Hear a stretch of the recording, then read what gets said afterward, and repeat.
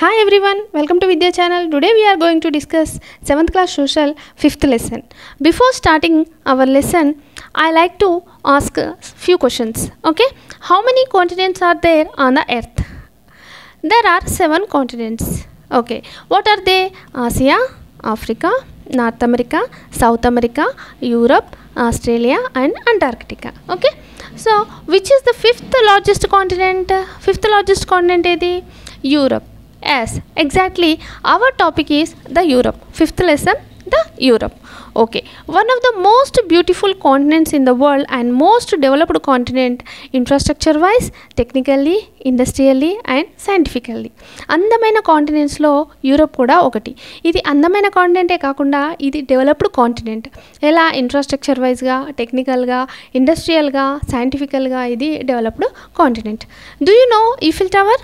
మీకు Eiffel Tower గురించి తెలుసా? Which is situated and Paris, the capital city of France. So ఈ Eiffel Tower ఎక్కడుంది? ప్యారిస్లో ఉంది. ఈ ప్యారిస్ అనేది ఫ్రాన్స్ యొక్క capital city. To locate any place, any country or any continent we need to know the boundaries. మనకి ఏదైనా place గురించి తెలవాలంటే అది దాని బౌండరీస్ మనకు తెలియాలి. Once observe this picture. In this picture we are observing 4 continents. Yes, what are they? They are Europe, Asia, Africa and Australia. Okay, ఇక్కడ red కలర్లో ఉంది ఏదైతే ఉందో అది యూరప్ కాంటినెంట్. ఈ యూరప్ కాంటినెంట్కి బౌండరీస్ ఏమిటి, ఎయిట్ సైడ్ ఏది ఉంది అనేది మనం ఇక్కడ తెలుసుకుందాం. ఓకే, ఈ యూరప్ కాంటినెంట్కి నార్త్ సైడ్ ఏముంది? ద ఆర్కిటిక్ ఓషన్, అంటే పైన సైడ్ ఆర్కిటిక్ ఓషన్. నెక్స్ట్ వచ్చేసి డౌన్ సైడ్ అంటే south side the Mediterranean Sea ఉంది. నెక్స్ట్ ఈస్ట్ సైడ్ ఏముంది అంటే right side the Ural Mountains. West side వచ్చేసి ద అట్లాంటిక్ ఓషన్. ఓకే, చూసారు కదా ఇక్కడ ఈ యూరప్ బౌండరీస్ ఏమున్నాయి? North side Arctic Ocean, south side Mediterranean Sea and east side Ural Mountains and west side Atlantic Ocean. ఇక్కడ మనకు directions map ఒకటి ఇచ్చాను నేను. డైరెక్షన్స్ది చూడండి, అంటే పైన సైడ్ నార్త్ అయితే దానికి ఆపోజిట్ సైడ్ ఏమవుతుంది? సౌత్ అవుతుంది. అదేవిధంగా రైట్ సైడ్ ఈస్ట్ అయితే దానికి అపోజిట్ సైడ్ ఏమవుతుంది? వెస్ట్ అవుతుంది. చూసారు కదా ఇక్కడ. ఇప్పుడు మనము డీటెయిల్స్లోకి వెళ్ళిపోదాం. Let us go into the details of each boundary of Europe. అంటే ఒక్కొక్క బౌండరీ, యూరప్ ఒక్కొక్క బౌండరీ గురించి మనము డీటెయిల్గా తెలుసుకుందాము. ఓకేనా? Okay, next north side the Arctic Ocean. This is covered with ice. ఇక్కడ నార్త్ సైడ్ ఏముంది? ఆర్కిటిక్ ఓషన్ ఉంది.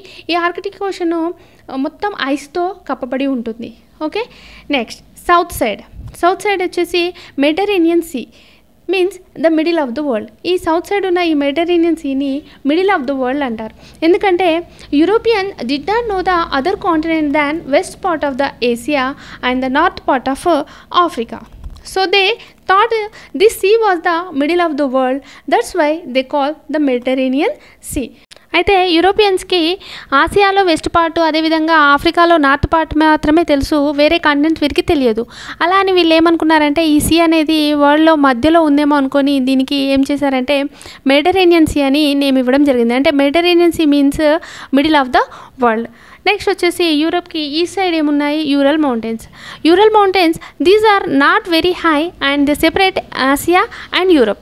అయితే ఈ యూరల్ మౌంటైన్స్ అనేవి అంత ఎత్తులో ఏముండవు. ఇవి ఏం చేస్తాయి?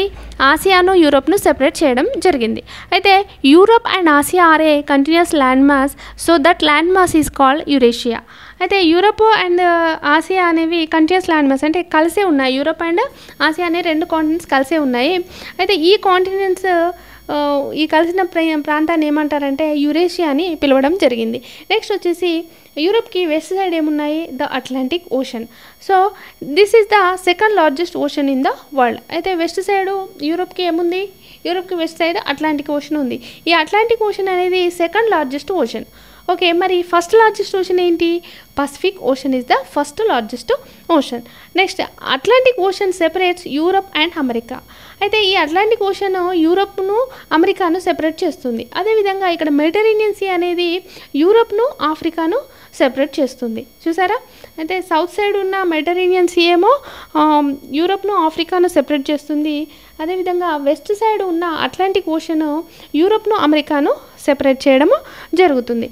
చూసారు కదా, ఇది యూరప్ యొక్క బౌండరీస్, అంటే నార్త్ సైడ్ ఏముంది, సౌత్ సైడ్ ఏముంది, ఈస్ట్ సైడ్ ఏముంది అండ్ వెస్ట్ సైడ్ ఏముంది. మళ్ళీ ఒకసారి నేను ఇక్కడ ఈ పిక్చర్ని చూపిస్తూ మీకు క్లియర్గా చెప్తాను, ఒకసారి అబ్జర్వ్ చేయండి. ఈ పిక్చర్ని జాగ్రత్తగా అబ్జర్వ్ చేయండి. అయితే యూరోప్కి నార్త్ సైడ్ ఏముంది, ఆర్కిటిక్ ఓషన్. ఈ ఆర్కిటిక్ ఓషన్ ఎలా ఉంటుంది, మొత్తం ఐస్తో కప్పబడి ఉంటుంది. నెక్స్ట్ సౌత్ సైడ్ వచ్చేసి మెడిటరేనియన్ సీ. అయితే యూరోపియన్స్ ఏమన్నారు, దీన్ని మిడిల్ ఆఫ్ ద వరల్డ్ అన్నారు, అందుకే దీనికి మెడిటరేనియన్ సీ అని నేమ్ ఇవ్వడం జరిగింది. నెక్స్ట్ వచ్చేసి రైట్ సైడ్ వచ్చేసి యూరల్ మౌంటైన్స్. ఈ యూరల్ మౌంటైన్స్ ఆసియాను యూరోప్ను సెపరేట్ చేస్తున్నాయి, ఇవి అంత ఎత్తులో ఉండవు. నెక్స్ట్ వచ్చేసి అట్లాంటిక్ ఓషన్. ఎత్ సైడ్ ఉంది Atlantic Ocean, west side of the Europe Atlantic Ocean is there. So ఈ అట్లాంటిక్ ఓషన్ అనేది యూరోప్ను దేంతో సెపరేట్ చేస్తుంది, అమెరికాతో సెపరేట్ చేస్తుంది. అంటే యూరోప్కి అమెరికాకి మధ్యలో ఈ అట్లాంటిక్ ఓషన్ అనేది ఉంది. చూసారు కదా, ఇక్కడ మనకు ఈ పిక్చర్లో ఇంకొకటి ఈక్వేటర్ కూడా కనబడుతుంది. ఈ ఈక్వేటర్కి మొత్తం పైన సైడ్ ఉంటుంది, అంటే నార్థన్ హెమిస్ఫియర్లో మన యూరోప్ కాంటినెంట్ ఎక్కడుంది, totally it is located in northern hemisphere. అయితే ఈక్వేటర్కి కింది భాగాన్ని ఏమంటాము, సౌదర్న్ హెమిస్ఫియర్.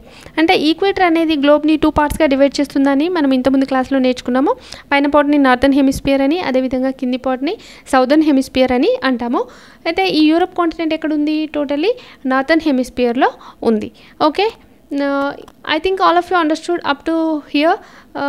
మిగిలిన లెసన్ను నెక్స్ట్ వీడియోలో చూద్దాము.